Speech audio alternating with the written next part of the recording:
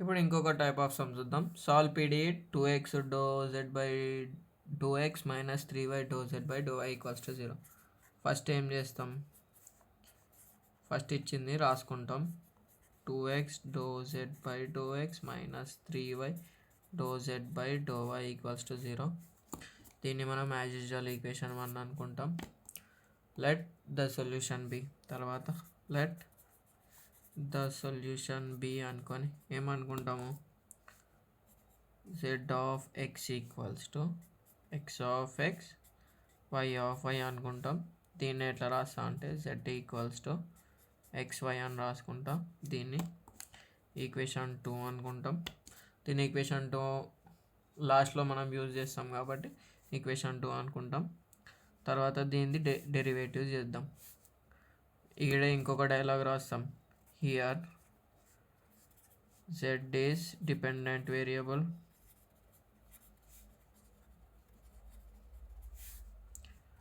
x and y are independent variables.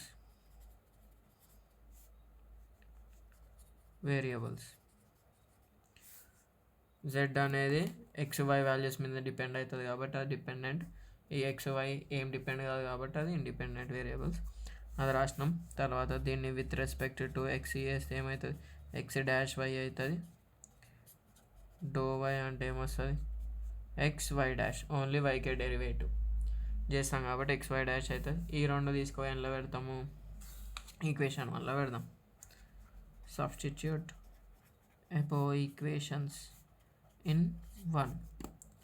అప్పుడు మనకేమొస్తుంది, 2x into do z by do y అంటే ఎంత, x dash y minus 3y into do z by do y x why dash equals to 0. దీన్ని అవతలు పంపిద్దాం. 2x into x dash y minus అవతలకి పోతే plus 3y X why dash. దీన్ని ఏం చేస్తాను నేను, divide both sides by capital XY. ఎందుకు మనకి X dash by X why dash by why equals to K. ఇదే కదా వేరియబుల్ సపరబుల్ మెథడ్ అంటే, లేకపోతే సపరేషన్ ఆఫ్ వేరియబుల్స్ మెథడ్ అంటే. అట్లా వచ్చేటట్టు చేసుకుంటా. ఇప్పుడు చూద్దాం. 2x x dash y by X y equals to 3 small y x why dash by capital XY. ఇప్పుడు y once cancel, x once cancel. అప్పుడు మనకి 2x into x dash by X equals to 3y into y dash by y. మనకి X dash by x వచ్చేసింది, y dash by y వచ్చేసింది, అయిపోయింది కదా. దాన్ని equals to కే అనుకుంటాం. ఇది ఒక కాన్స్టెంట్స్. ఇదేన్నో ఈక్వేషన్ అనుకుందాము. ఈక్వేషన్ అనుకోకుండా ఏం కాదు కానీ దీన్ని ఈక్వేట్ చేస్తాం మనం. అప్పుడు మనకేమొస్తుంది, 2x into x dash by X equals to k, 3y into y dash by why equals to k. X dash by X equals to k by 2x. మనకి ఎక్స్ డాష్ బై ఎక్స్ ఉండాలి. Y dash by y is equals to k by 3y. ఇది మనకు direct solution లేదు. ఇంతకుముందు ఎట్లుండే మనకి, ఇంతకుముందు ప్రాబ్లమ్స్లో X dash equals to something constant into X ఉంటే ఏం రాసినాం, X equals to c1 into e power kx అని రాసినాం.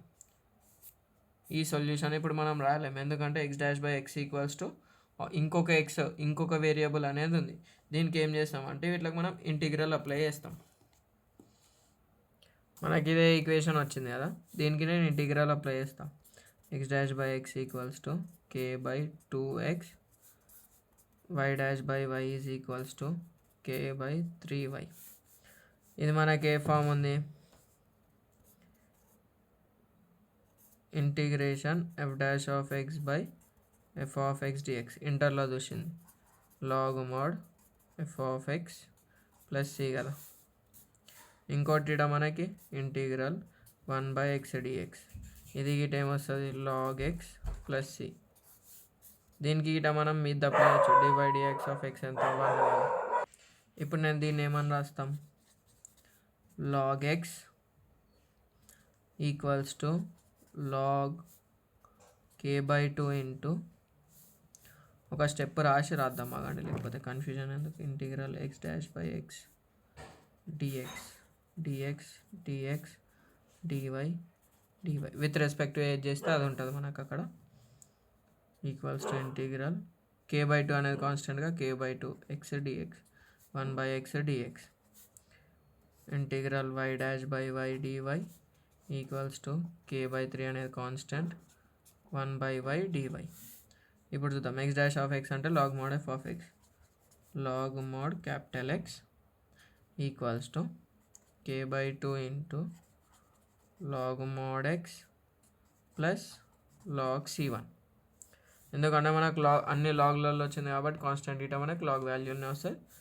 అప్పుడు దీని సొల్యూషన్ ఏం రాస్తామంటే ఇది చేసినాక అది చేద్దాం. ఇప్పుడు మనం ఇది log a plus log b ఫామ్లో ఉంది కదా.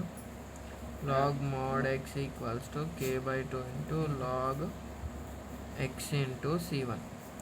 సిన్స్ ఏంది log a plus log b log ab. ఇది దీనికి ఇంటూ ఉంది, దీనికి లేదు, కానీ మనకు అది అవసరం లేదు. ఎందుకంటే అవసరం ఉందా, ఇక్కడ మనం అది అప్లై చేసే ముందు ఫస్ట్ m log a ఉంది కదా, log a⁴m అని రాసుకుందాం. అది రాసుకొని ఇది అప్లై చేద్దాం. అప్పుడు ఏమవుతుంది చూద్దాం. log x equals to log x power k/2 plus log c1. log x equals to log a plus log b log ab x power k/2 into c1. దీన్ని ఎట్లా రాసుకుంటాడు నేను, log x equals to log c1 into x power k/2. రెండు దగ్గరలో log ఉన్నది కదా, మనం లాగ్ని వదిలేస్తాం. ఇక x ఈక్వల్స్ టు ఈ పవర్లలో రాసుకుందాం అని అంటాం. డైరెక్ట్ x/2 వచ్చేసింది మనకి. ఇక్కడ మనం ఏం చేసేది లేదు, ఇక్కడ వరకు ఈజీగానే అర్థమైంది. ఇక్కడ మనం ఇంటిగ్రల్ ఫార్ములా అప్లై చేస్తాము. ఇంటిగ్రల్ x'(x) ఉంటే మనం log mod x అని రాసుకుంటాము. x అనేది వేరియబుల్ కాబట్టి ఎప్పుడు ప్లస్సే ఉంటుంది, అందుకని మోడ్ తీసేసిన. ఇక్కడ మనకి ప్లస్సే ఉంది కాబట్టి మోడ్ తీసేసిన, x రాసిన, ఇక్కడ ఇట రాసిన. m log a ఉంది, ఫస్ట్ అదే ఉంది, అంటే ఇది ఫార్ములా ఇది ఉంది కదా. log a⁴m రాసిన plus log c1 as it is రాసిన. ఇక్కడ log c1 ఎందుకు రాసినామంటే అన్ని లాగ్స్లలో వచ్చినాయి కాబట్టి ఇది గిట కాన్స్టెంట్ గిట లాగ్లోనే ఉంటుంది కాబట్టి అది రాసినాం. ఇప్పుడు ఇది చూద్దాం. దీనికి ఈక్వేషన్ నెంబర్ పెట్టుకుందామా. ఇది ఎన్నో ఈక్వేషన్ పెట్టుకుందాం, 1 2 థర్డ్ది పెట్టుకుందాం. ఎందుకంటే ఇక్కడ మనం మళ్ళీ వైది గిట వేయాలి కదా. ఇంటిగ్రల్ వైది integral y'/y dy and equals to k/3 integral 1/y dy. Same అది ఎట్లా చేసినామో అది గిట log mod y f'(x) అంటే అదే కదా log mod f(x) plus c. And plus c దీనికి ఎందుకు రాయాలి అంటే ఇక్కడ ఆల్రెడీ ఒకసారి రాస్తున్నాం కాబట్టి దానికి రాయాలి. k/3 log mod y plus log c2. c1 already మనం xకి వాడేసినాం, c2 వాడుతున్నాం. log capital Y equals to log small y power k/3 plus log c2. ఇక్కడ సేమ్ కదా, m log a ఉంది అంటే ఏంది log a⁴m log a⁴m. మళ్ళీ మనకి ఏమని ఉంది, log capital Y equals to log a plus log b ఉంది, log ab కదా, y power k/3 into c2. దీన్ని ఎట్లా రాసుకుంటాం, log y equals to log of c2 into y power k/3. Since ఇక్కడ రాసేసుకుందాం మనం, log a plus log b equals to log ab రాసేసినాం, అయిపోయింది. రెండో side log ఉంది కాబట్టి y equals to c2 into y power k/3 అయిపోయింది. దీన్ని ఏమనుకుంటా, equation 4 అనుకుంటాం. ఈ x y లైన్లో పెడతాం 2 log. Substitute capital X comma capital Y in equation 2. That is అదేమి ఈక్వేషనో మనకు తెలుసు. And the solution required solution is z equals to x y. Z equals to x అంటే ఎంత, c1 x power k by 2 into c2 y power k by 3. Z equals to c1 c2 x power k by 2 into y power k by 3. Z equals to a into x power k by 2 into y power k by 3. ఇంత మనకి solution.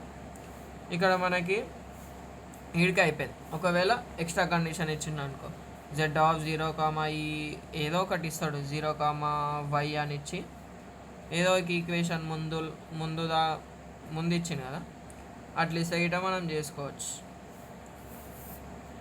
Just ప్రాబ్లమ్ని చూసుకొని ప్రాసెస్ని practice చేసే కొద్దిగా అలవాటు అయిపోతుంది, ఈజీగా చేయొచ్చు. ఇంకొక మెథడ్ చెప్తే ఈ method of variation and method of separation of variables అయిపోతుంది.